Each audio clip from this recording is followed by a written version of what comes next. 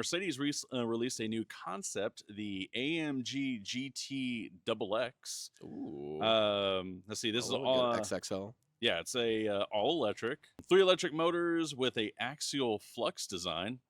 A flux Ple- capacitor yeah, please comment down in the comments if you know what that means.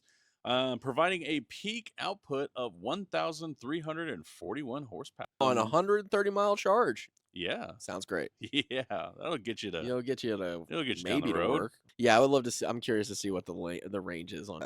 Because again, I'm looking at a picture of it. It looks cool. It does look cool. I like the way that different. it's styled. It is a 4-door electric sports car, which is kind of cool. I don't love that front end though. I feel like it looks too catfishy. With a It big looks mouth. vacuum. Yeah. Oh yeah. It looks like old school vacuum.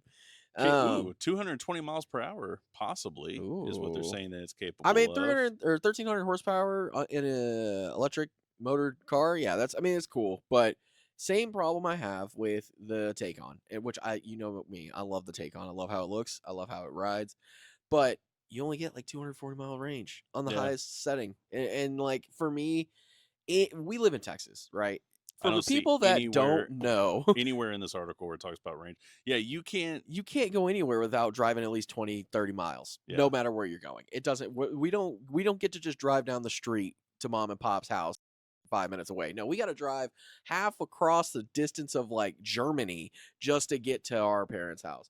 That is 30 minutes down the street. So this article is saying possibly a 250-mile range. See, like I don't get that. Like I get it why they're doing it, probably because weight reduction. They're keeping the battery size down. Right. But at the same time, 240-mile range is nothing. And you're not tapping into that 250. No, range.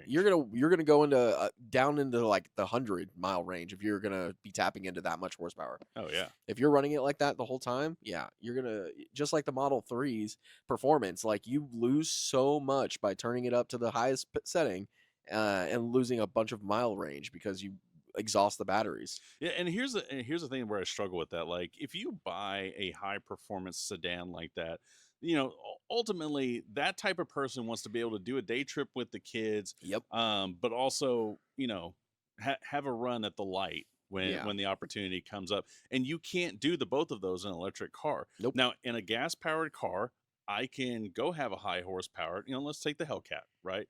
700 horsepower 4-door sedan. Take my charger out with put the family in the back, go for a day trip, get a couple of good romps in. What happens? I run out of gas. I stop at a gas station, takes me 5 minutes to fill up. I'm back on my way.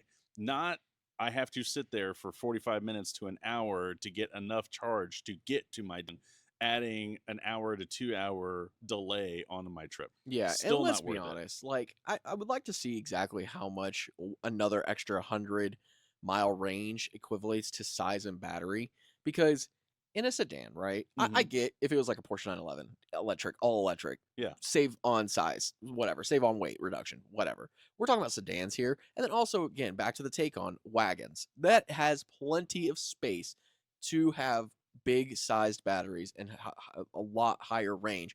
But also, if we're talking about 1,300 horsepower, you can't tell me that's making a big difference on weight by just reducting, or if that's why they did it that way, reducing the weight.